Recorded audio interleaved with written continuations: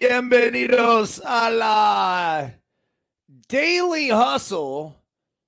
Deuces Wild. Soy Enrique Byrnes y presidente de mejor cerveza. Abate por No Filter Network. Or I should say no abate por No Filter Network. Miguelito San Dieguito not with us today. Will the Thrill not with us today, and unfortunately, we're not going to have him tonight either for Deuces Wild. He's on some kind of fishing trip or hunting, or I don't know. He's out killing shit. It's just what Thrill does. So, anyhow, I am here tonight. I will do my best to try to fire up a Deuces Wild for tonight as well and get a special guest. I actually have a couple in mind already. I am live from Half Moon Bay, California, where, of course, we like to salute our boys properly, and each and every one of you when we start the Daily Hustle. I think it's important. So, here we go. Yes, yes, yes, yes, yes, yes, yes. Woo! Remember this, folks. When we are juiceful, we are useful. And when we are juiceless, we are fucking useless. So I went over the fact that on Friday, it was my birthday, 48. I don't look a day over 55 either. So on that note, I spent my birthday with the Birdman Bat guys. Who else would I rather spend my birthday with? Playing pickleball. And my dudes, I mean, Gary and Mark, look at this. Look what they made me. Hold on. The lighting's not hitting it right. But this is Flippy. So you see the double Birdman character. And when I came up with Flippy, and of course you guys know Flippy is, I'm getting it here. He's a necklace. And this was the necklace that my daughter, Callie, she's 13, got for her brother and sister as their sibling bracelets, or excuse me, sibling necklaces. And she asked if it was okay if she bought them. And I mean, of course, I gave her approval, but I liked it so much that I actually stole mine from Colton. And I've been wearing it ever since. Super durable. And everywhere I've gone with Flippy, and that's the name we gave him, people have asked me about it. I'm like, dude, I love your necklace. I even got offered $100 for Flippy when I was in Arizona at the Phoenix Open. So I told the Birdman Bat guys about Flippy. I'm like, look, I think it'd be really cool if you guys made a bat for Flippy. And we were just talking about it. Well, Gary, the owner over there, he just went and fucking did it. And he called me up. He's like, dude, I got you 2 Flippy bats. I'm like, no way, you're kidding. And it just happened to coincide with my birthday and when I was going to be in Half Moon Bay for this baseball tournament this past weekend. And so I'm like, dude, come over. We'll play some pickleball and go from there. But look, just a reminder, because this also coincided with Flippy now becoming available first and foremost to all the Daily Hustle 222 22-day challenge participants. For those who finish, I'm considering it the finisher's medal. But I went on the website today as I scroll through here. This is ericbyrnes.com. And look what's at the bottom. Flippy! Yes! He is there. And I've been on Tara, my lovely wife, to try to get him up and available. So it says, meet Flippy. Although many may perceive Flippy to be some sort of negative symbol, he's actually the exact opposite. The smiling, now I think that's the key to all this. You gotta be smiling. The smiling double Birdman reminds us to remain steadfast with our dreams despite the outside world telling us our dreams are not possible. Flippy is a simple reminder to continue to relentlessly work our asses off through any and all obstacles we will inevitably encounter in life. Most importantly, Flippy symbolizes love and togetherness. This isn't a me against the world thing. This is a we, making a commitment to do everything in our power to positively influence this world thing, regardless of naysayers and haters. This grinning little fuckstick figure, literally, represents our attitude of gratitude for all things that come our way, including any sort of perceived challenges, successes, and opportunities. Lastly, Flippy represents the FU we all need to survive and thrive in this cutthroat world, while also serving as a constant reminder to eternally smile our way through the beautiful education and experiences of life. So here it is up on ericbyrnes.com. You can buy with Apple Pay. You can put your credit card in there.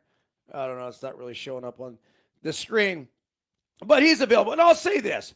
Look, I am trying to reserve the first 100 because that's all we have. These are going to go up. They're going to go quick.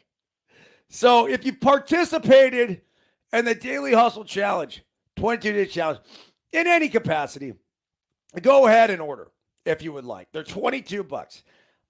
But ultimately, I think this is, again, like, this is a mentality thing. And it's not, I had to explain this to my mom. My mom and I went back and forth on it. And I think she finally got it and understood. But she looked at it. She's like, what is that? Mom, all will be good. So anyhow, let's get cranking on today's Daily Hustle Challenge. We're just 2 days away. But before we do, let's remember our title sponsor, Bet Online. It continues to be your number one source for all your basketball wagering needs, including pro and college hoops throughout the year with up-to-the-minute odds, stats, and trends. You can follow your favorite team's path to the playoffs with in-game live betting. That's my style right there.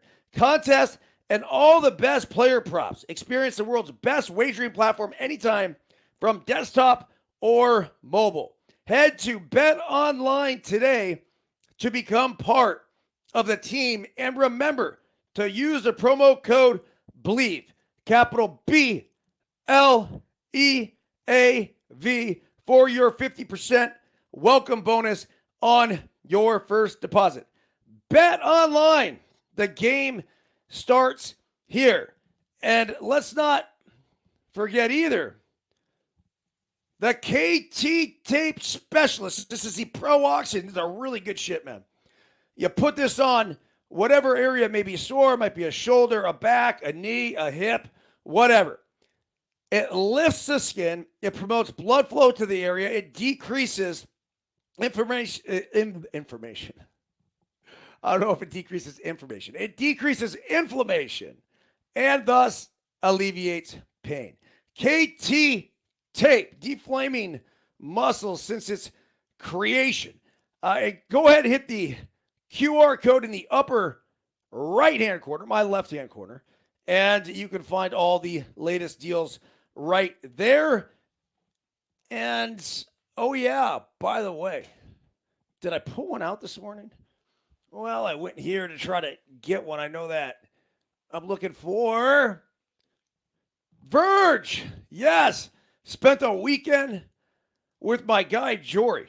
That's just a really fascinating dude. Really good guy.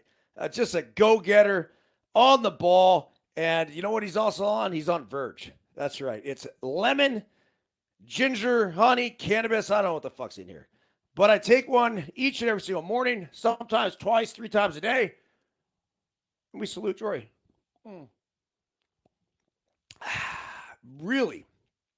Really soothing on the throat. So let's not forget either as I stretch out with the headset, brand new Let Them Play, a parenting and coaching Guide to Youth Sports. Not sure if it's back up on Amazon. It's sold out in a hurry.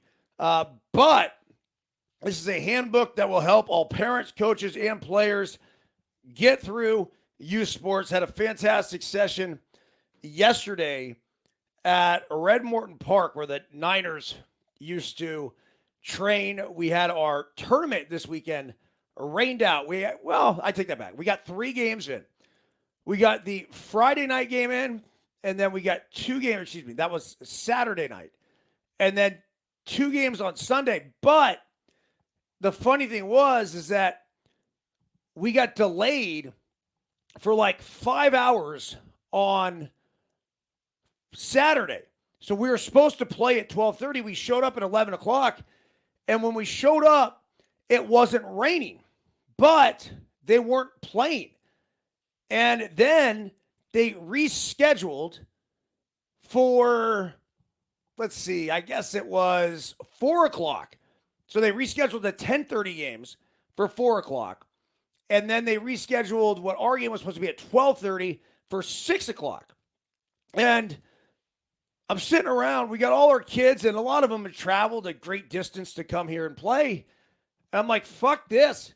Let's go practice. So we went out and got in the most fantastic practice. We did cutoffs and relays, full-blown infield, batting practice, in-game live situations.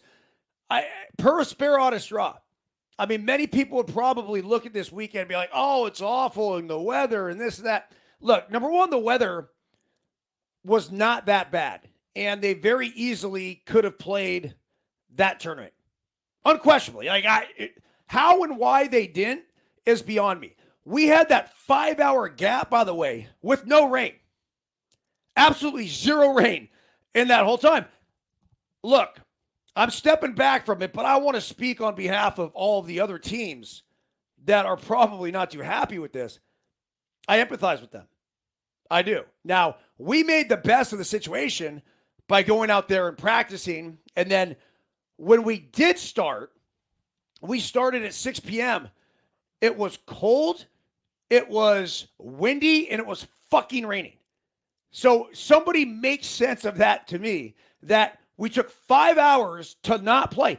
Look, you can't make these calls when you're not on site. When you're on site, you have to have somebody there making these calls. And the problem was, apparently, whoever was making these calls wasn't there. So we went all this time, 5 hours without playing in completely dry conditions. So then the next day, we show up, and we actually had to squeak out a 10-8 win over the Auburn Aces. They threw a couple guys on the mound that were tough. Big kids. One kid, 6'2", 73, 74, straight downhill. I'm like, man, we're in trouble. Jesse Maddox, our best hitter, comes up, strikes out like 3 pitches against this kid. I'm like, oh, man. And we were down 4-2 at the time. If we're down 4-2, I'm not worried about it. Our pitchers are slipping on the mound. The ball's flying everywhere on both sides. So it was really difficult conditions. I mean, the only reason this wasn't an offensive slugfest. I don't know, maybe they had 1 or 2 hits, and I think we ended up with like 3, but we scored 10 runs just because of all the walks. Well, we got through that, and then the next day we played Swagger, Dave Jefferson, who I've known for years, played against him in high school, travel, like all this stuff. He ended up signing out of Pally back in the day, played professional baseball for a long time. He's been running this program, Swagger. We took it to them pretty good. In all fairness, they're a group of local kids, really local and centralized to the peninsula and that Menlo Park, Palo Alto, Portola Valley area. Well, that was a 20-1 victory. And then the third game we played a team, I think, the Bay Area Heat, who had some bats, some big sluggers that were launching balls out of Twin Creeks. It was like 300-foot fields down. The wind was blowing out, and we were watching them before we played them. So they earned our dudes. So we threw Levi at him. Levi's 74 from the left side himself. Then we threw Teo at him, who Teo hadn't pitched for a while. He was a little rusty. And then they got Jesse to finish it up, and that was a 10-2 win. And then Sunday, we were super excited. We finished 1-2, and I don't know how many teams were in the tournament. I have to go back and look, call it 15 teams. But we have a Let Them Play Central Valley team as well that was playing in the tournament. And it couldn't have worked out much better for us because we were 1-2 in the seed. So we would not have had to face this Let Them Play Central Valley team until the finals. Well, we get up on Monday morning and excited to play some baseball. I would say skies are blue, but just scattered showers all day. And they canceled the fucking tournament. Just canceled it. At 7:30 in the morning, it said they're making a difficult decision. The fields took on a lot of water. They're turf fields. They're turf. I didn't get it. And I'm sure there's a lot of teams, including us, I'm going to put Tara on it, that want their money back. At least a portion of it back. So, and look, it's not about the money back thing. It's about the fact that there's a lot of teams that make these sacrifices and families that make these sacrifices for these weekends to play baseball. And you get to this last day and knowing that the conditions, yeah, they're not great, but they're playable. There's no question they're playing. They're played in Stockton or Let Them Play 10U team. By the way, huge victory over MVP Hustle. They ended up going down to MVP Hustle in the finals, but MVP Hustle's 10U team was 21-0 before LTP beat them. So I'm real proud of Joe and the crew for that victory. And then they lost in the finals, but this is a team that has just started playing against a tough competition. So anyhow, another thing, as I recap the whole Let Them Play thing, we had a 14U team at Twin Creeks as well. So we had the two 12U teams with a 14U team, with a 10U team in Stockton playing the same Super Regional NI team. And then down in Southern California, we had our 14U team there as well. And Striker Pence, who's Hunter Pence's nephew, pitched for our Let Them Play team and played for him. Now, it looks like he had a little bit of control issues in the box score. Just that's how it read. But I'll say this. The dude was throwing 91 at 14. So there's a reason why he is the second-ranked player in that class at this point in time. So anyhow. All right, enough whining, bitching, complaining. And I don't mean to. Look, I'm grateful for all these tourney directors. This is a huge deal, and I understand what it takes for them to go ahead and try to put on these tournaments. But I would have liked to seen a better effort. Simple as that. So on Monday as well, we then, per a sparrow out of straw, through hardship to the stars, it's not what happens to us, it's how we react, ended up going out to Red Morton Park and full-blown pride. Now, Red Morton blows Twin Creeks out of the arch, where the Eric Byrnes batting cages are. And we had a full-blown scrimmage with our squad.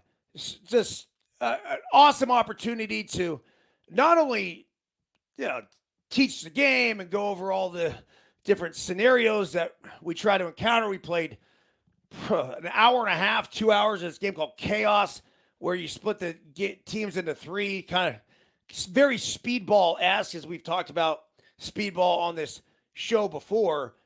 So overall, looking back, I would say we probably got more accomplished this weekend than we would have if they had played the tournament. But once again, I did not want to let that just go, because I do know and I do understand how frustrated not just we were for a short period of time before we made the adjustments, but other teams were as well.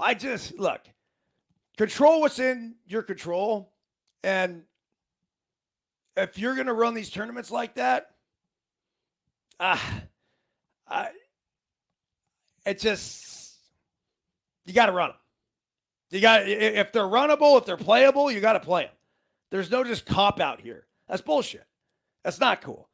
All right, onward and upward. A college baseball player hit by a pitch 7 times in 8 plate appearances over one doubleheader. What the fuck?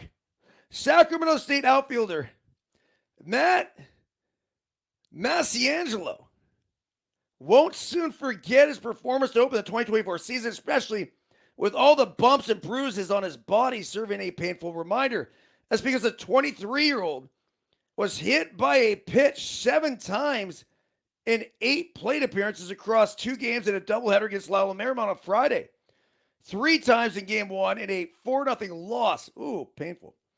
And 4 more times in game 2, a 12-10 defeat. So to add insult to injury, they lost both games. To put that in context, 3 is the single game hit by pitch ALNL record, with several unlucky batters sharing the distinction. To put that in a more, even more context, only one ALNL player has ever been hit as many as 5 times in a doubleheader. Hall of Famer Frank Chance in a twin bill for the Cubs against the Reds May 30th, 1904. In short, 7 hit by pitches in one day is a mark Masciangelo can wear alone. Hopefully I'm saying his name right. After the 3rd hit by pitch in the first game, I couldn't help but laugh at the absurdity of the situation, said Masciangelo, who was making his Sacramento State debut after playing for Cal State Bakersfield in 2023. It's not every day you find yourself trying to first base multiple times without swinging. I guess it was after that moment I realized this was completely ludicrous. I had 4 more balls, unfortunately, find me after that. But hey, I'll take the on-base percentage bump. That's a motherfucker, man.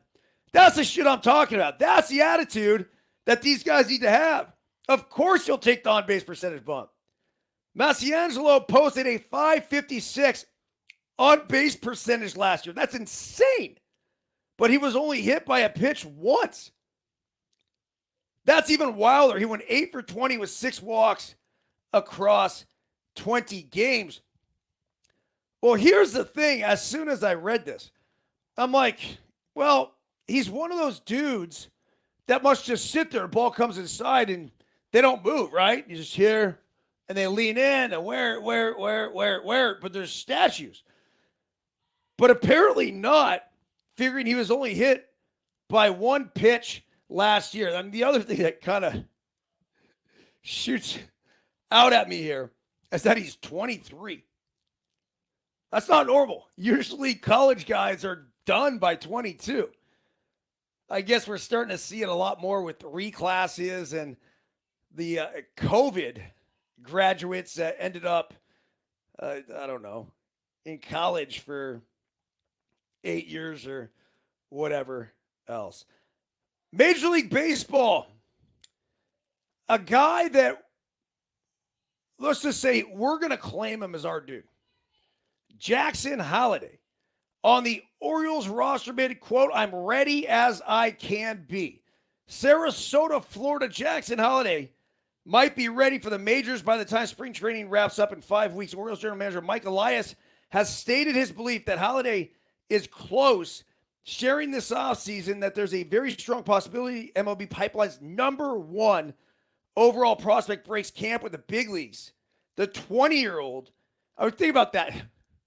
This dude that's getting hit by 7 pitches in 8 plate appearances is 23, playing for Sac State.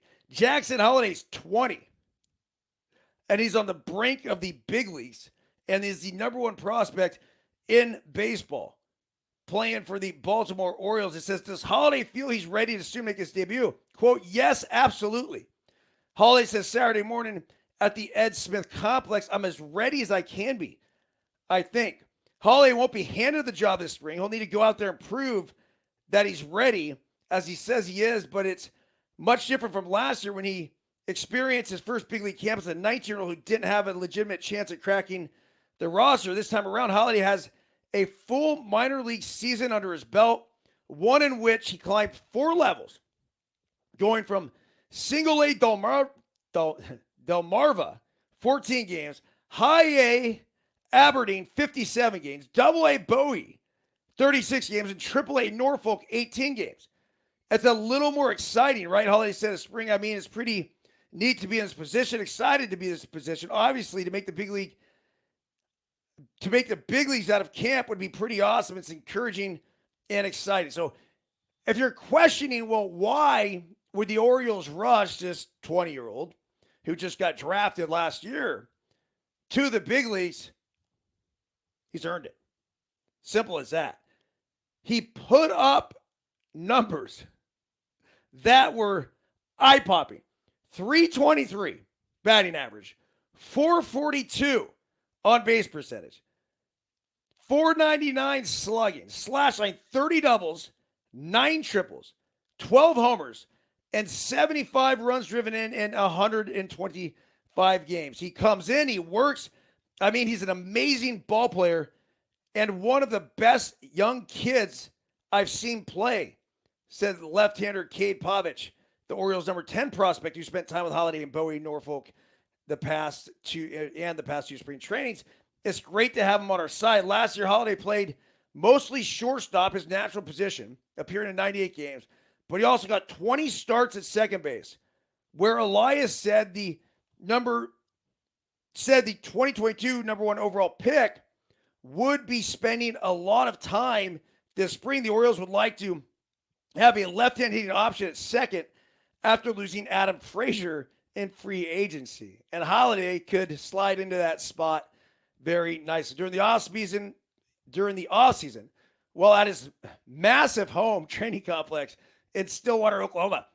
So you guys have seen this, or I don't know if you've seen it. I've seen it several times. Matt Holliday, good buddy of mine. So they have a barn, and in the barn, they have a sick batting cage. And Matt would post these videos of not only Jackson hitting, but he's got a younger son that just hits absolute fucking bombs too. But all the other pro guys in that area would come by, and so he's posting videos of them. And the whole time in the background, as this pickleball court sitting there, just gorgeous. This looks like heaven to me. That's exactly what it is. It's Stillwater, Oklahoma? Nah, heaven. Anyhow, it goes on to say, let's see here. Grayson Rodriguez, I want to go back to the massive complex. During the offseason, while there's a massive home training complex in Stillwater, Oklahoma, Holliday mixed in drills at second. His goal is to be athletic at the position. He believes it will come naturally with more reps at the spot. And if the O's want Holliday to play a good bit of second at the big league level, then I'll be ready for it, he said. Early in camp, Holliday also has received advice from older teammates. The consensus has been that he can only focus on his individual work while trying to make the team. Grayson Rodriguez was in a similar position during last year's spring training. 24-year-old right-hander didn't break camp with the Orioles, but he made his MLB debut in the 6th game of the 2023 season. Rodriguez believes Holliday should block out any outside noise. Rodriguez also believes doesn't believe Holliday will have any trouble doing so. The maturity is a big thing that stands out. He walks into the clubhouse like an older guy. His presence is really nothing young about him. And then everything on the field, obviously he lives up to the hype. He definitely stands out every day. Holliday could get an opportunity to show that on a larger scale during spring breakout, the new MLB prospect showcase that will occur March 14th to 17th. The Orioles prospect team will be facing one assembled by the Pirates at Lecom Park in Bradenton on March 14th, and Holliday may be included in the O's lineup. I love MLB just trying to push this. Push this thing here. It says, if so, an exciting matchup could occur. Holliday, the number 1 overall prospect in baseball, versus Pittsburgh right-hander Paul Skeens, who was the number 1 overall pick in 2023, and the former LSU pitcher, who is the number 3 prospect overall. So, yeah, just a lot of storylines heading into this spring training, trying to figure out really what is the best thing to do with these young guys. And it's, do you give them the opportunity to come in and fail? I think a guy like Holliday, look, you're the O's. And this isn't your older brother's O's. This team is a powerhouse in the American League East. So the one thing about this is that you're going to have to get production from Holliday. You can't just throw him in there and say, hey, we're going to ride him. Now, what's cool is that you can put him at second base, so it will alleviate a little bit of stress. Now, he's used to playing shortstop. So how is that going to transfer? And then facing big league pitching consistently, it's different. It's just different. I think he'll do fine first time around. Might have to make some adjustments. But this kid has been around baseball his entire life. His entire life, right? His grandfather was a head coach at Oklahoma State. Now I think it's his uncle is the head coach at Oklahoma State. His dad was borderline Hall of Famer. And just great people.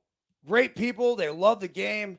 And he is going to be just awesome for the game of baseball. Jackson Holliday. I can't wait to see the younger brother come up too. All right. Here's one for you. Pablo Sandoval making a comeback with the San Francisco Giants. The Panda is back. The Giants on Monday signed three-time World Series champion Pablo Sandoval as a non-roster invitee this spring. Sandoval, 37, hasn't played in the majors since 2021, though he briefly competed in the new Baseball United League in Dubai last fall, and has had stints in the Mexican League and Puerto Rican Winter League in recent years. A two-time All-Star and 2012 World Series MVP, Sandoval spent his first 7 seasons with San Francisco where he became a fan favorite thanks to his infectious energy and his steady production at the plate.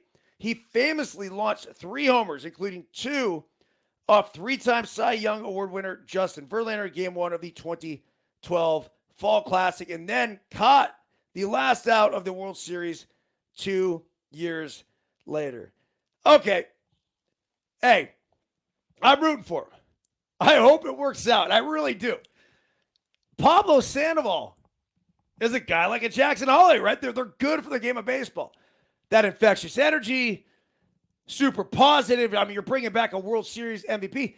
This is why the Giants, they do it right. The problem is going to be when they got to cut his ass. And it's inevitable at some point, whether it happens in spring training or it happens at some point during the year, or, hopefully he's able to make the team and it doesn't happen until next offseason or beyond. But the reality of the situation here is that this is a complete and total fucking long shot. Love Pablo.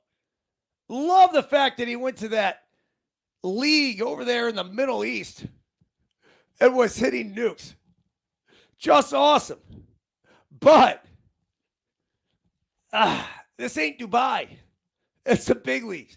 And he's been away since 2021. This game is fast. And when you take that amount of time off from consistently seeing that speed and velocity, the game speeds up. I'm rooting for him. Wholeheartedly rooting for him. It's going to be difficult. So we shall see, but good on the Giants just for having the loyalty. Fuck it, what do they have to lose? Bring him in. Hopefully he gets some at-bats. Now he's full-time DH in both leagues, so that definitely could be a play there. All right.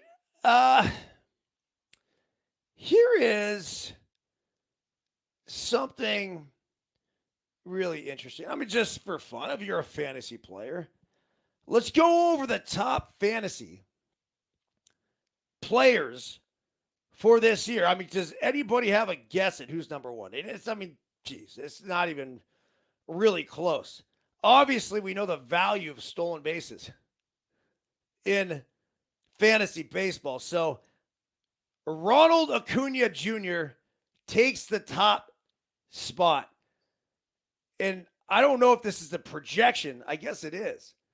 38 homers, 100 RBIs, 135 runs scored, 56 stolen bases. So they don't think he's going to go 40-73 again like he did last year, but they are projecting a 38 home run, 56 stolen base campaign. After that, and this is bold, I guess again because of the stolen base projection, but Julio Rodriguez is listed as the number 2 fantasy player, projecting 33 homers and 31 stolen bases. Bobby Witt Jr., who just signed a huge deal with the Kansas City Royals, is the 3rd-ranked fantasy player, projecting out 30 homers, 93 RBIs, 102 runs scored, 42 bags, and an 830 OPS. And look no further than Arizona and Corbin Carroll for your number 4 ranked fantasy player, projecting out 26 homers and 42 stolen bases. He is fun to watch. This guy is the real fucking deal. And let's give Arizona some credit signing him before the season last year to a $100-something million deal. I thought they were out of their minds. I thought they were absolutely fucking crazy when they decided to sign Corbin Carroll. But sure enough, they knew something we obviously did not know. I looked at him, hey, good prospect, good player, nice numbers in the minor leagues. But did I project him out to be a 30-50 guy? Absolutely not. How about Mookie Betts at number 5, projecting for 33 homers, 116 runs. I mean, that's the thing with Mookie Betts, the runs. All these other guys, Acuna, let's see, what's Acuna at for runs projection? Acuna, oh, wow. Never mind. Acuna's projected for 135 runs. That's crazy. Mookie Betts projected for 116, though, which is a huge number, 15 stolen bases. I wonder if a guy like Mookie, too, now that he's gotten comfortable with the bigger bases and everything else and realizing that it's damn near impossible to throw guys out, if he doesn't steal more, knowing this and realizing the value that it adds to. Kyle Tucker is number 6, projecting 32 homers, 25 stolen bases. Fernando Tatis, number 7, projected to hit 36, drive in 104, score 99, and swipe 27 bags. Aaron Judge, I mean, with him, it's a matter of staying healthy, right? He's projected for 46 homers, 8 stolen bases. I mean, can we get Judge moving more? He's fast. Only 8 stolen bases. The 9th-ranked fantasy player, Freddie Freeman, projected to hit 26 homers, 13 bags, and an 897 OPS. And to round out the top 10, numero 10 for the top 10 fantasy players, and the only pitcher on the list, drum roll please, Spencer Strider, projected for 184 innings, 257 strikeouts. I mean, that's a shit ton of strikeouts. So, that's got to be a huge, huge benefit there. 15 wins. He obviously plays on a very good Atlanta Braves team. A 3.18 ERA and a 1.08 whip. So, it takes us all the way to 11-15. Well, have you guys noticed that we have yet to bring up the best player in baseball? Shohei Ohtani. Not in the top 10. He is there at number 11, projected to hit 39 homers and swipe 20 bags with a 926 OPS. It says superstar has potential to produce a rarely seen 50-20 season. Ooh.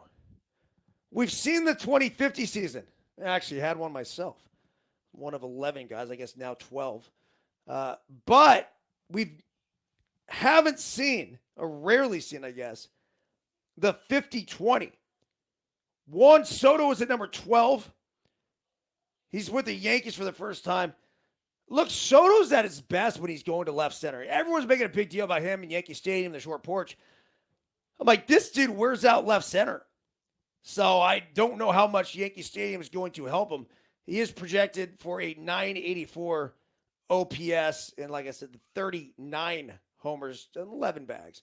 Trey Turner is 13th on this list of top fantasy players. 22 homers projected, 25 stolen bases. Matt Olson, he's so good. Projected at 40 homers and steal 1 base. Thank you for that. I mean, 1? Fucking 1? That's it? Yordan Alvarez at number 15. They expect him to hit 39 homers and have a 990 OPS, projected for 1 stolen base as well. 16 is Garrett Cole. They're anticipating 225 strikeouts in 200 innings. Jose Ramirez, the Cleveland little Mighty Mouse, they believe he will hit 27, steal 23. Austin Riley is number 18, 35 homer projection,